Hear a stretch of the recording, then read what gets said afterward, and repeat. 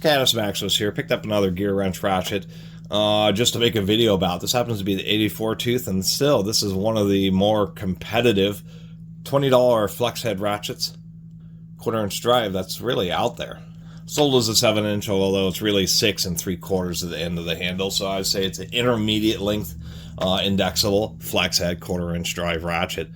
84 tooth. So Gearwrench actually has two lines. They have their budget line, which is what they're driving all their 84 tooth ratchets out to, and then they have their more premium lines, such as the 120 XPs. And there actually are quite a few differences, and it kind of does explain how they're able to sell these for, you know, quite a bit cheaper than their normal line. It isn't just a lower tooth count, although 84 teeth is still plenty. It's just simple things.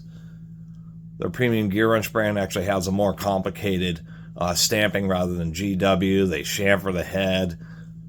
A little more attention is paid to the detail. You can see how this 120 is absolutely straight.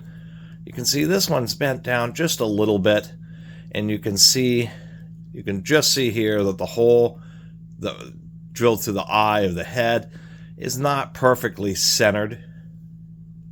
And so that causes a little bit of an offset for the ball detent, and that's why the head angles down ever so slightly. It's something that when you're holding it, you kind of notice that, like, oh, the head isn't just absolutely straight. Now, compared to the Comfort Grip 120, they are going to take an inch from you, although that extra inch is just extra plastic handle. But for 20 bucks, I mean, there's what Gearwrench has proven is one, they have it's a floating pawl design. I don't think this thing's just gonna be the first ratchet video where I don't open up the ratchet. I've done it so many times. There's just a little pawl that gets jammed up into the gear, but they are using just a little bit of a modified geometry. And one thing that has been proven is that Gearwrench ratchets really don't seem to want to jam up that easily, and they prove to be pretty reliable with reasonably low back drag. Their heads tend to be a bit wider, if we say compared to this power belt.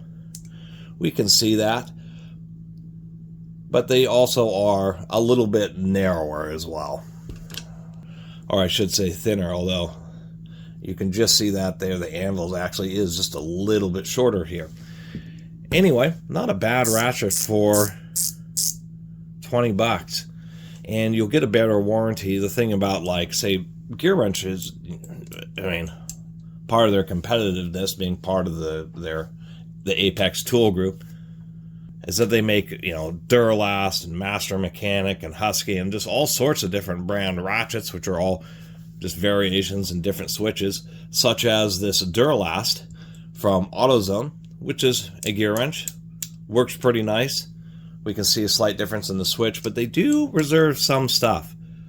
Part of the contract with the Duralast to get them at the price point means that the handles are a little bit shorter than if you actually get the Gearwrench branded one.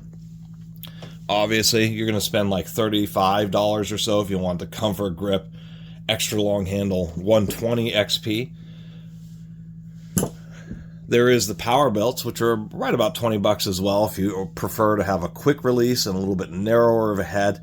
They also do these more finer teeth, so you just get more indexing points on this power belt ratchet. I actually don't mind this little ratchet at all, but if I'm more partial to fully sealed head ratchets rather than quick releases, just because the anvils are a little bit stronger because they don't have the hole in them. This does have a pretty strong, this isn't locking, but it's certainly a pretty strong detent, and will most certainly keep the ratchet head generally in place when you're operating the tool. As far as how good it is, I don't think it's as good as the old OEM tools made AutoZone coarse tooth ratchets, even though it actually does have quite a bit longer of a handle. I've always been fond of these old Duralast, and such a shame they went away. Other contemporary competition might be from the Harbor Freight Icon, which I think is like 30 bucks for their 1/4 inch flex head ratchet. Same length, and in this case, the Icon, you are getting a little bit more for the money. You know, there is a debate about the reliability of the Icon ratchet mechanism, but at least on this 1/4 inch, it has pretty low back drag, 90 tooth design. We already know that the flex head Icons actually use a slightly cheaper ratchet mechanism than the straight handles, and that was evidenced by the recall that they had of their 3/8 flex heads. As we can see, the icon, the switch sticks way out and just has the little lever is just out there floating in space.